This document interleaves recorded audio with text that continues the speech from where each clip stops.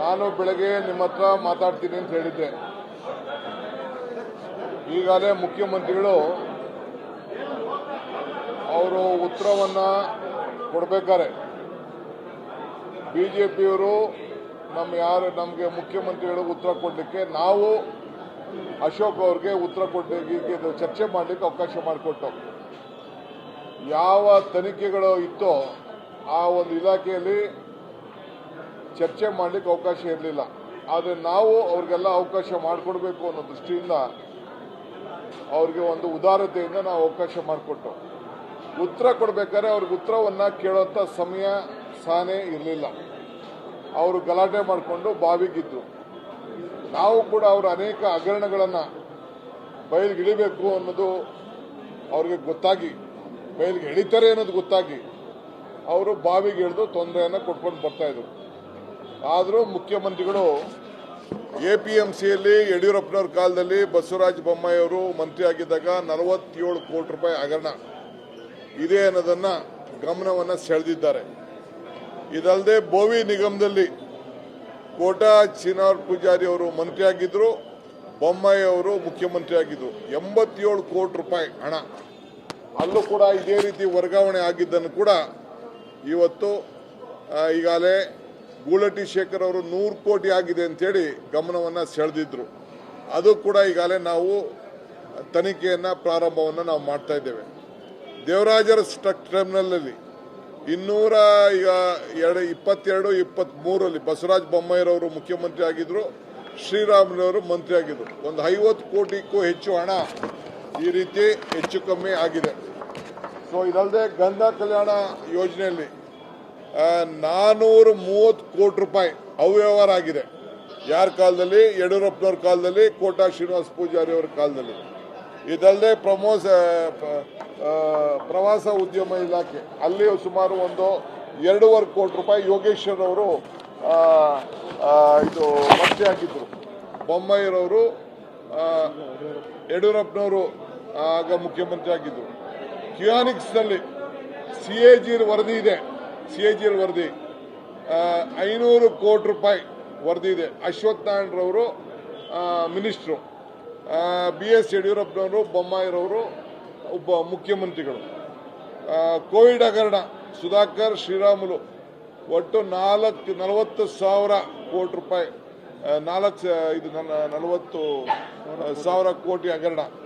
ಇದೆಲ್ಲ ಕೂಡ ಈಗಾಗಲೇ ಬಿಜೆಪಿ ಕಾಲದಲ್ಲಿ ಮತ್ತು ಭದ್ರಾ ಮೇಲ್ದಂಡ ಯೋಜನೆಯಲ್ಲಿ 2,000 ಕೋಟಿ ರೂಪಾಯಿ ಅಂತೇಳಿ ವಿಶ್ವನಾಥ್ ಅವರು ಪ್ರಸ್ತಾವನೆಯನ್ನು ಮಾಡಿದ್ರು.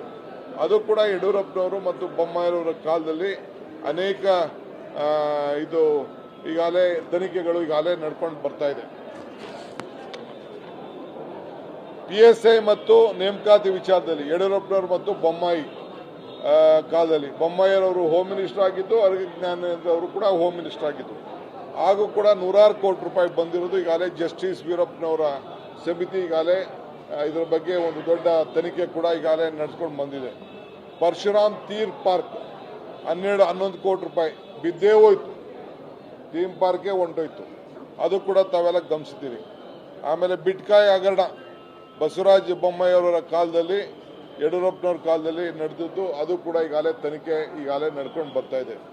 ಯಡಿಯೂರಪ್ಪನವರು ಮತ್ತು ಆಪ್ತ ಉಮೇಶ್ ಅವ್ರ ಮನೆಯಲ್ಲಿ 2020-21ರಲ್ಲಿ 750 ಕೋಟಿ ರೂಪಾಯಿಗೂ ಹೆಚ್ಚು ಅನೇಕ ಹಗರಣಗಳು, ಹಣ ಟ್ರಾನ್ಸ್ಫರ್ ಆಗಿದ್ದು ಕೂಡ ದಾಖಲೆಗಳನ್ನು ಈಗಾಗಲೇ ಬಂದಿದೆ. ಸೊ ಅದು ಕೂಡ ಬಂದಿದೆ. ಸೊ ಈಗ ಯಡಿಯೂರಪ್ಪನವರ ವಿರುದ್ಧ ಈಗಾಗಲೇ ಗ್ರಾಮೀಣ ಸಚಿವ ಈಶ್ವರಪ್ಪನವರು ಅವರೇ ರಾಜ್ಯಪಾಲರಿಗೆ ದೂರನ್ನ ಕೊಟ್ಟಿದ್ದು ಕೂಡ ಈಗಾಗಲೇ ದಾಖಲೆಯಲ್ಲಿದೆ. ಅದು ಕೂಡ ತನಿಖೆ ನಡೀತಾ ಇದೆ. ಇವೆಲ್ಲ ಕೂಡ KKIDB ಆಗ ಅಲ್ಲೂ ಕೂಡ ಯಡಿಯೂರಪ್ಪನವರು ಮುಖ್ಯಮಂತ್ರಿ ಆಗಿದ್ದಾಗ, ಬಸವರಾಜ ಮುಖ್ಯಮಂತ್ರಿ ಆಗಿದ್ದಾಗ ಸುಮಾರು 200ಕ್ಕೂ ಹೆಚ್ಚು ಕೋಟಿ ಮುನರತ್ನ ಅವರು ಮಂತ್ರಿ ಆಗಿದ್ದರು, ಪ್ಲಾನಿಂಗ್ ಮಂತ್ರಿ.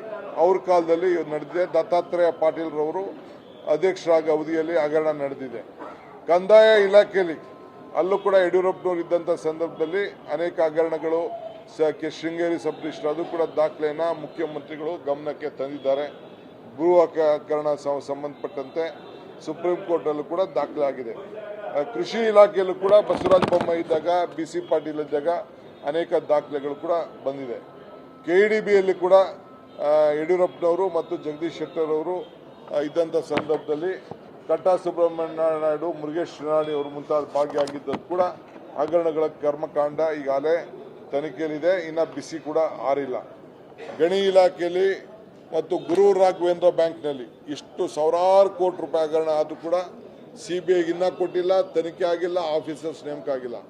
ಅದು ಕೂಡ ಈಗಾಗಲೇ ನಾವು ಏನು ವ್ಯವಸ್ಥೆ ಮಾಡಬೇಕು ಅನ್ನೋದು ಕೂಡ ಈಗಾಗಲೇ ಚರ್ಚೆಯನ್ನು ನಾವು ಮಾಡ್ತಾ ಇದ್ದೇವೆ. ಹಿಂಗೆ ಅನೇಕ ಹಗರಣಗಳು ಸರ್ಕಾರದ ಮುಂದೆ ಇದೆ. BJಪಿಯವರು ನಡೆದಂಥ ಒಂದು ದೊಡ್ಡ ಬ್ರಹ್ಮಾಂಡ ಭ್ರಷ್ಟಾಚಾರ ನಡೆದದ್ದನ್ನು ಈಗ ಮುಖ್ಯಮಂತ್ರಿಗಳು ಸದನದ ಮುಂದೆ ಇಟ್ಟಿದ್ದಾರೆ. ತಾವು ಪ್ರಸ್ತಾಪಿಸಿರುವ 21 ಆಲ್ರೆಡಿ ತನಿಖೆ ಹಂತದಲ್ಲಿರುವಂತವಲ್ಲ ಸರ್? ಅದು ತನಿಖೆ ಅಂತ ಇದೆ. ಕೆಲವು ಮುಚ್ಚಾಕಿದ್ದಾರೆ, ಮುಚ್ಚಾಕ್ಲಿಕ್ಕೆ ಪ್ರಯತ್ನ ಮಾಡಿದ್ದಾರೆ. ಅದು ನಾವೆಲ್ಲ ಶೀಘ್ರವಾಗಿ ಮತ್ತೆ ಅದಕ್ಕೆ ಯಾವ ರೀತಿ ತನಿಖೆ ಮಾಡಿ ಜನರಿಗೆ ನ್ಯಾಯವನ್ನು ಒದಗಿಸ್ಕೊಡ್ಬೇಕು ಆ ಕೆಲಸವನ್ನು ನಾವು ಮಾಡ್ತೇವೆ.